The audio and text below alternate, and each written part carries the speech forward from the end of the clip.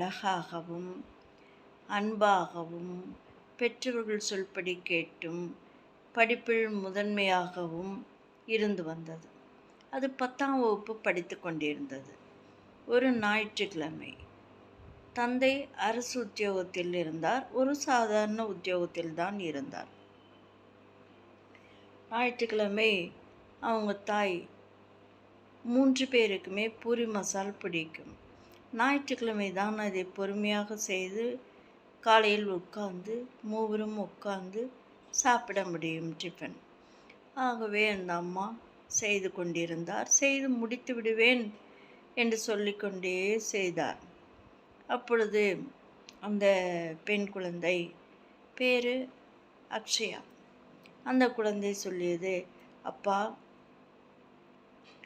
எங்கள் மிஸ்ஸே டியூஷன் எடுக்கிறாங்க, அடுத்த ரோட்டில் தான் அவங்க வீடு இருக்கின்றது. நிறைய ஸ்டூடெண்ட்ஸ் அங்கே ஜாயின் பண்ண போகிறாங்க. அவங்களே மேக்ஸும் எடுப்பாங்க, இங்கிலீஷும் எடுப்பாங்க. அதனால் என்னை கொண்டு அங்கே சேர்த்து விடுங்கள், எக்ஸாமுக்கு இன்னும் 2 months தான் இருக்கின்றது என்று சொல்லியது. அந்த குழந்தையினுடைய தகப்பன் சொன்னார், சரி வா போய்விட்டு வரலாம், வந்து சாப்பிடலாம் என்று சொன்னார். அந்த குழந்தையும் ஆமாம் அப்படித்தான், சீக்கிரம் போகலாம் என்று சொல்லியது. தாயோ இல்லை, சாப்பிட்டு விட்டு செல்லலாம், அவசரமாக செல்ல வேண்டிய அவசியம் இல்லை, மாலையில் செல்லலாம் என்று சொன்னார். அந்த குழந்தை இல்லை, நான் செல்ல வேண்டும் என்று அழுதது. சரி, தகப்பன் பைக் எடுத்தார். சரி இரு, அம்மாவிடம் சொல்லிவிட்டு வரலாம் என்று சொல்லிக்கொண்டு பைக்கில் இருவரும் உட்கார்ந்து கொண்டு புறப்பட்டார்கள். அவர் சொன்னார், தகப்பனார் அடுத்த ரோடு தானே, சரி நடந்து போகலாமா, வண்டியை நிறுத்தி விடலாமா என்றார். அந்த பெண் குழந்தையோ, இல்லைப்பா பைக்லேயே சீக்கிரம் போய்விட்டு வரலாம், அம்மாவும் காத்து கொண்டு இருப்பார்கள் சாப்பிடுவதற்கு என்று சொல்லியது. சரின்னு பைக்கில் ஏறி கொஞ்ச தூரம் செல்வதற்குள் எதிரே வந்த வாகனம் மோதிவிட்டது. அந்த மோதிய வேகத்தில் அந்த குழந்தை தூக்கி வீசப்பட்டது. ஆனால் தகப்பனாருக்கு அடி அதிகமாக இல்லை, தலையில் லைட்டாக தான் இருந்தாலும் அவருக்கு முடியாமல் போய்விட்டது. இந்த அம்மா கேட்டிலே அருகிலேயே நின்று கொண்டு பார்த்து கொண்டிருந்தார். அந்த வழியாகவே ஒரு ஆம்புலன்ஸ் சென்றது. ஆனால் அது தன்னுடைய கணவரும் தன்னுடைய மகளும் என்று அவர் நினைக்கவில்லை. எங்கே இன்னும் பைக்கை காணோம் என்று உற்று நோக்கி கொண்டிருந்தது. அப்பொழுது இந்த அம்மா அந்த வழியாக போகக்கூடிய வாக்கிங் சென்று கொண்டிருந்தார்கள். சில பேர் அந்த நேரத்திலும் என்ன சொன்னார்கள், உங்கள் கணவர் தான் இதில் போகின்றார், உங்கள் மகள் போகின்றார், இந்த மாதிரி விபரம் சொன்னார்கள். அந்த பெண்மணிக்கு என்ன செய்வதென்று தெரியவில்லை. உடனே ஓடினார். ரோடில் அங்கும் இங்கும் அலைபாய்ந்து கொண்டிருந்தார். அப்பொழுது எல்லோரும் தடுத்து நிறுத்தி, காரில் ஏறி நாம் ஜிஹெச்சுக்கு போகலாம் என்று கூட்டிக் கொண்டு சென்றார்கள். அங்கு சென்றவுடன் எல்லோரும் மருத்துவர்கள் உடனே பதிலை கொடுத்து விட்டார்கள். முறைப்படி என்ன செய்ய வேண்டுமோ செய்துவிட்டு வாங்கி கொண்டு செல்லுங்கள் என்று சொல்லிவிட்டார்கள். என்னவென்றால் தலையில் பலத்த அடிப்பட்ட வேகத்திலேயே அவர் போய்விட்டார். இருந்தாலும் மக்கள் இங்கு கூட்டிக் கொண்டு வந்தார்கள். இப்பொழுது சோதித்து விட்டோம், அனைவரும் எல்லா விதமான சோதனைகளும் மருத்துவ சோதனைகளும் செய்துவிட்டோம், என்ன செய்வது என்று சொல்லிவிட்டார்கள். உறவினர்களே அந்த அம்மாவிடம் செல்போனை வாங்கி கொண்டு அவர்களுடைய உறவுகளுக்கு கால் செய்தார்கள். எல்லோரும் பக்கத்து ஊரில் இருப்பவர்கள்தான். எல்லோரும் பறந்தடித்து கொண்டு வந்து விட்டார்கள். இந்த அம்மாவுக்கும் அரசாங்க உத்தியோகம் கிடைத்தது. அவருக்கு பதிலாக, கணவருக்கு பதிலாக வேலையை போட்டு கொடுத்தார்கள். ஆனால் இந்த பெண் குழந்தையை இந்த அம்மா சரியாக கவனிக்காமல், சாப்பாடு செய்து கொடுக்காமல் திட்டிக்கொண்டே இருந்தார். அப்பொழுது இந்த குழந்தை அழுது கொண்டே இருக்கும். உன்னால் தாண்டிய அந்த மனுஷர் போயிட்டார் என்று திட்டிக்கொண்டே இருக்கும். இந்த குழந்தை அப்பாவும் போய்விட்டார், அம்மாவும் தன்னை திட்டிக் கொண்டே இருக்கின்றார்கள் என்று மிகவும் வருந்தியது. உறவுக்காரங்கள் கொஞ்சம் வீட்டில் இருந்தார்கள். தாத்தா பாட்டி அவர்கள். அந்த குழந்தை சொல்லியது, தாத்தா பாட்டி, நான் உங்களோடவே வந்து விடுகிறேன் என்று. போகக்கூடாது என்று இந்த பெண்மணி தடுத்து விட்டார். அந்த தாத்தா பாட்டி யார்? அவர் தன்னுடைய தந்தையின் பெற்றவர்கள்தான். விடமாட்டேன் என்று இந்த அம்மா சொல்லிவிட்டது. வேலைக்கு உடனே வர வேண்டும், தாமதிக்கக்கூடாது என்று சொன்னார்கள். இந்த பெண்மணியும் வேலைக்கு செல்ல ஆரம்பித்து விட்டது. சரி, குழந்தையை ஹாஸ்டலில் விடலாம் என்று சொன்னார்கள் பெரியவர்கள். அதுவும் விடமாட்டேன் என்று சொல்லிவிட்டது.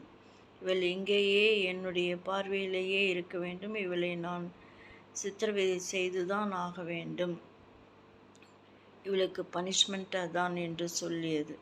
அக்ஷயா பொண்ணோ அழு அழு என்று தேம்பி தேம்பி அழுதது. அந்த தாத்தா பாட்டி, எங்கள் மகனை நாங்கள் பறிகொடுத்து விட்டு எப்படி இருக்கின்றோம், அதை விடவா உனக்கு, என் மகனுக்கு பிறந்த குழந்தை எங்களிடம் விடு, நாங்கள் பார்த்து கொள்வோம் நன்றாக என்று, எங்களுக்கு ஒரே மகன்தான் என்று சொல்லி அழுதார்கள். விடமாட்டேன் என்று இந்த பெண்மணி சொல்லிவிட்டது. சரி என்று இந்த பெண்மணி கல்லூரிக்கும் வந்துவிட்டது. வருடங்கள் ஓடிவிட்டது.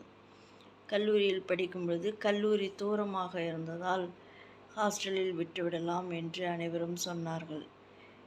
அதுவும் மாட்டேன் என்று சொல்லிவிட்டு அந்த பெண் குழந்தை தினமும் அங்கிருந்து வருவதற்கு, கல்லூரி பேருந்து என்றாலும் 1 மணி நேரத்துக்கு மேல் ஆகிவிடும். வந்தவுடன் களைப்பாக இருக்கும்.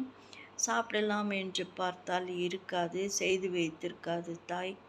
தானே தோசையை சுட்டு கொண்டு, வெறும் தோசையை சாப்பிட்டு கொண்டு, சர்க்கரை வைத்து சாப்பிட்டு கொண்டு உறங்கிவிடும். காலையில் நேரத்தில் எழுந்துதான் படிக்கும். சாப்பாடு கொடுத்து விட மாட்டார்கள். இப்படியே காலம் உருண்டோடி கொண்டிருந்தது. அந்த பெண்ணோ, அக்ஷயா, அந்த குழந்தை பிஹெச்டி வந்துவிட்டது.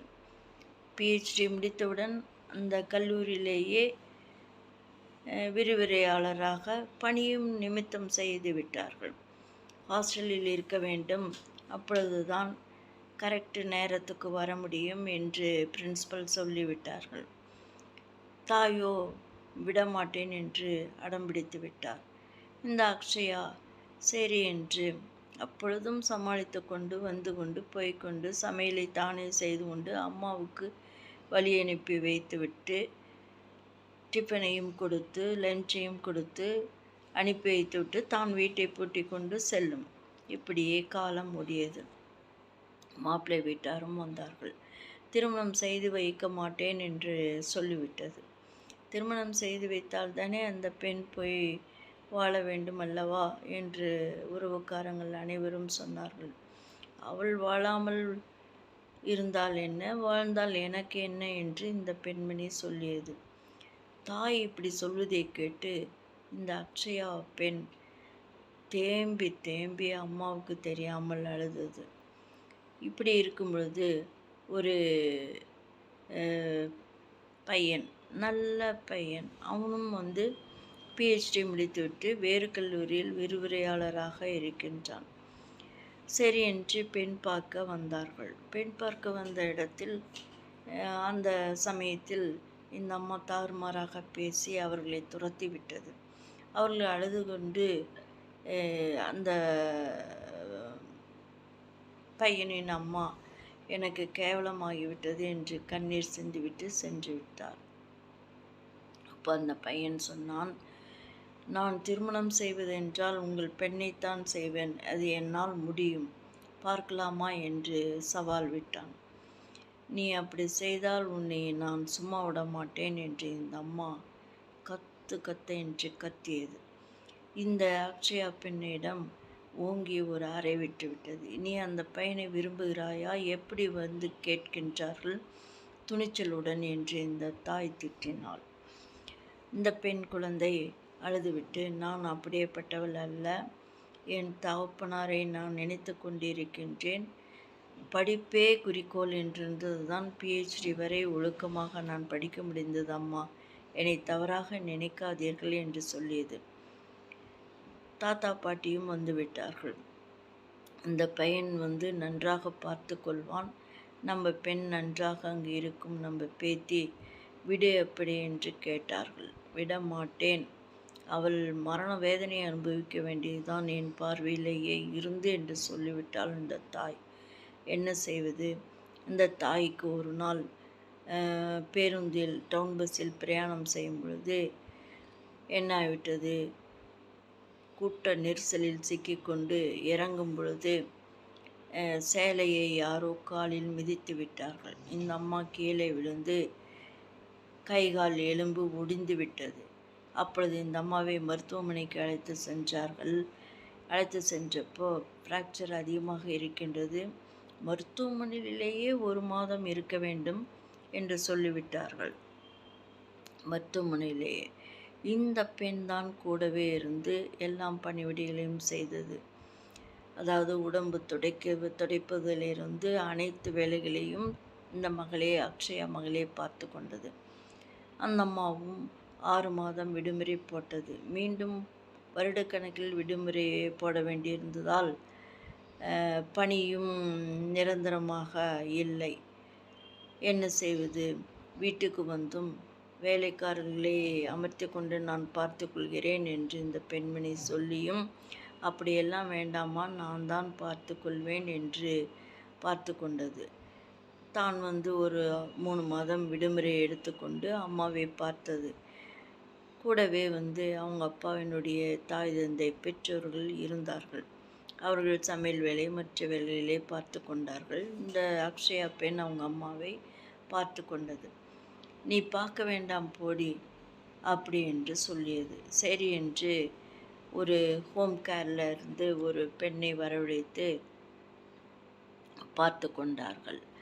அப்பொழுது இந்த பெண் அக்ஷயா, நாம் இருக்கும் பொழுது அம்மா பாரு இப்படி சொல்கிறாங்களே அப்படின்னு அழுன்னு அழுதுச்சு. அதாவது தனிமையில் அழுகும். தாத்தா பாட்டி அதை பார்த்து விட்டார்கள். பார்த்துவிட்டு, வேண்டாம் நீ அழுகாதே, உங்கள் அம்மா திருந்திவிடும் என்று புத்திமதி சொன்னார்கள். அப்பொழுது ஒரு நாள் இந்த பெண்ணுக்கு மிகவும் மனம் வருத்தமாகிவிட்டது. அந்த பையன் வந்தான்.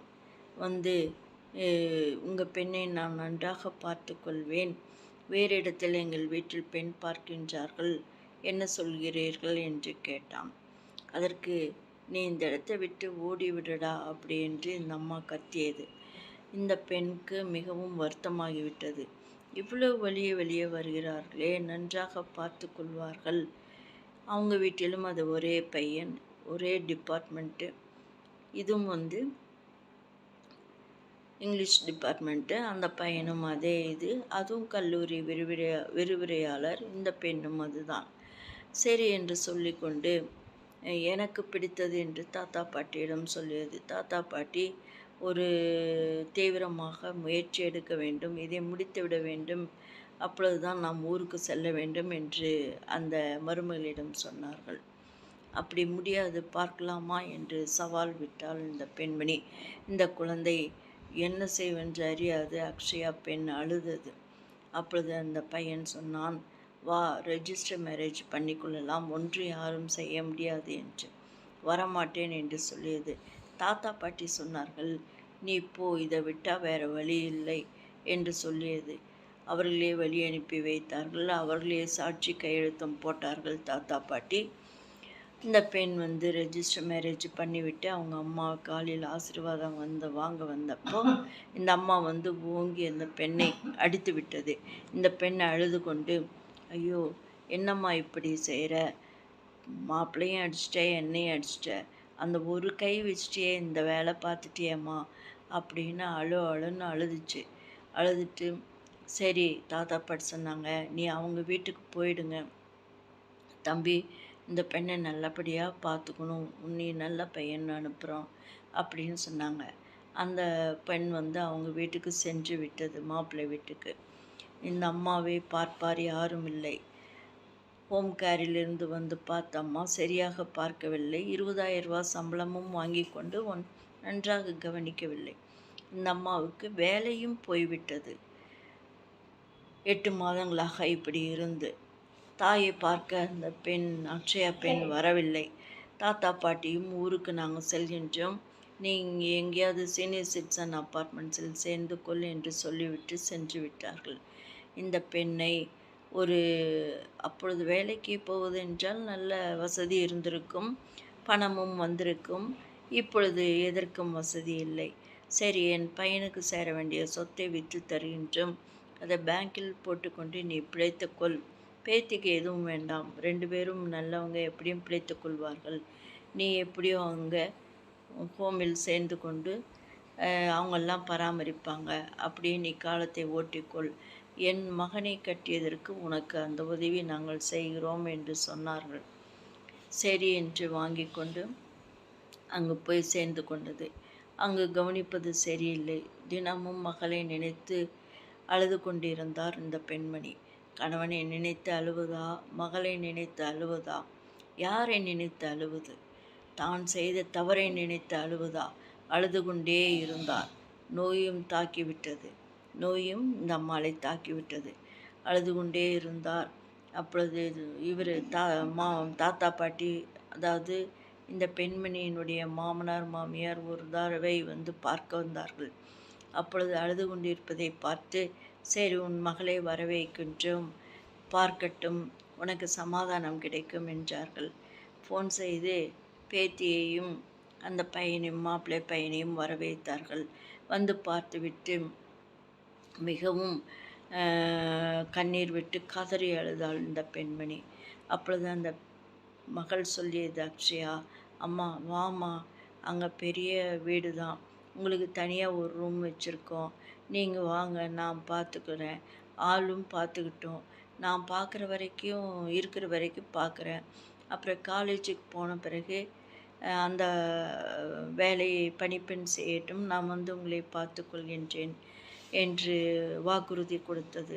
இந்த பெண்ணுக்கு, அம்மாவுக்கு ஒரே வெட்கக்கேடு, என்ன செய்வது? அப்புறம் வலுக்கட்டாயமாக சொன்னவுடன் சரி என்று சம்மதத்தோடு தன் மகளின் வீட்டுக்கு சென்று விட்டது. மகள் நன்றாக பணிவிடை செய்தாள். ஒரு குழந்தையைப் போல் பாவித்து கொண்டு நல்ல ஒரு பணிவிடை செய்தாள். தாய்க்கு தன்னுடைய கணவர் சென்றதை கொஞ்சம் கொஞ்சமாக மறக்க ஆரம்பித்தாள். தன் கணவருக்கு அந்த நிலை ஏற்பட்டது தன்னுடைய பெண்தான் காரணம் என்று நினைத்து திட்டிக் கொண்டிருந்த தாய் தன்னுடைய குழந்தையை திட்டுவதை குறைத்து கொண்டாள். அப்படியே தாத்தா பாட்டியும் அங்கு வந்தார்கள். அவங்களுடைய அம்மா அப்பா வேறொரு பையன் வெளிநாட்டில் இருக்கிறார் என்று சொன்னார்கள். அது இவங்க பையன் அல்ல, இவங்களுடைய ஒரே மகன் இதுதான். அவங்களுடைய அண்ணன், அந்த பையனுடைய பெரியப்பா பையன் வெளிநாட்டில் இருக்கின்றார், தாய் தந்தை இல்லாது, அங்கு போய் நாங்கள் செட்டில் ஆகி விடுகிறோம் என்று சொல்லிவிட்டார்கள். இந்த பையனும் சரிம்மா சரிப்பா, முடியும் பொழுது இங்கு வாங்குங்கள், இங்கு ஒரு 6 மாதம் இருக்கலாம், நான் உங்களை விட்டு பிரிந்து இருக்க மாட்டேன், நானும் ஒரே மகன் தானே என்று சொல்லி அழுதான். அவளும் சரி என்று வெளிநாடு சென்று விட்டார்கள். அப்பொழுது சரி, இங்கே வந்து தாத்தா பாட்டி அம்மா எல்லாரும் இங்கே இருக்கட்டும் என்று சொல்லிவிட்டார்கள். வயதான காலத்தில் உங்கள் தாத்தா பாட்டி ஏன் தனியாக இருக்க வேண்டும்? வேலைக்காரர்களை நம்பி இருக்க முடியாது, அவர்கள் நன்றாக பராமரிக்க மாட்டார்கள், பாதுகாப்பும் இருக்காது, ஆனால் இங்கே வரட்டும் என்று அந்த பையன் இந்த மனைவியினுடைய அக்ஷயனுடைய தாத்தா பாட்டியும், அதாவது அவங்க அப்பாவுடைய அம்மாவையும் வைத்து கொண்டான் அந்த மருமக பையன். இப்படியே காலம் ஓடியது. மிகவும் நன்றாக இருந்தார்கள் தாத்தா பாட்டி. அம்மாவும் இந்த பெண்மணியை திட்டுவதை நிறுத்திவிட்டார். இப்படி அமைதியாக காலம் உருண்டோடியது. இதிலிருந்து என்ன தெரிகின்றது? நாம் யாரையும் எதற்காகவும் கண்டபடி பேசக்கூடாது, துன்புறுத்தக்கூடாது. அதாவது இன்னார்தான் இன்ன செயலுக்கு காரணம் என்று எந்த விஷயமும் அறியாமல் நாம் பேசுவது தவறு. அப்படி பேசக்கூடாது. இவங்க அப்பாவினுடைய சாவுக்கு இந்த குழந்தையா காரணம்? இல்லவே இல்லை. இந்த அம்மா அந்த குழந்தையை துன்புறுத்தியது வேண்டாத செயல். மிகவும் வருந்தினார். தன்னுடைய தவறை உணர்ந்தார், மன்னிப்பு கேட்டார். ஆனாலும் கடைசி வரைக்கும் நடக்க இயலாத சூழ்நிலைதான். கால் போய்விட்டது. என்ன செய்வது? நடக்க இயலாது. இந்த அக்ஷயா பெண் பார்த்து கொண்டார். தன்னுடைய தாத்தா பாட்டியும் பார்த்து கொண்டார். வீட்டோடு 2 பணியாட்கள் இருந்தார்கள். எல்லாம் நன்றாக நடந்தது. மூவருக்கும் பணிவிடை எங்கு இருந்தாலும் இப்படி பணிவிடை இருக்காது. மிகவும் சந்தோஷமாக இருந்தார்கள். இந்த 3 பேர், அந்த அக்ஷயா பெண், அதனுடைய கணவர், அனித், 5 பேரும் மிகவும் மகிழ்ச்சியாக வாழ்ந்து கொண்டிருந்தார்கள். அனைத்தும் சுகமே. அதாவது நாம் ஒருவருக்கொருவர் புரிந்து கொண்டு வாழ பழகிக்கொள்ள வேண்டும். என்னதான் உரிமை இருந்தாலும் நாம் தாறுமாறாக ஒருவரை பேசக்கூடாது. ஒருவர் மேல் குற்றங்குறைகளை நாம் திணிக்கக்கூடாது. அனைவருக்குமே நிம்மதி இழந்துவிடும் அல்லவா? அப்படி செய்யக்கூடாது. இதிலிருந்து நாம் என்ன தெரிகிறோம்? மகிழ்ச்சியாக இருக்க வேண்டும், மகிழ்ச்சியாக வாழ வைக்க வேண்டும் அனைவரையும். தங்களிடமிருந்து விடை பெற்றுக் கொள்வது வி.எஸ். ரோமா.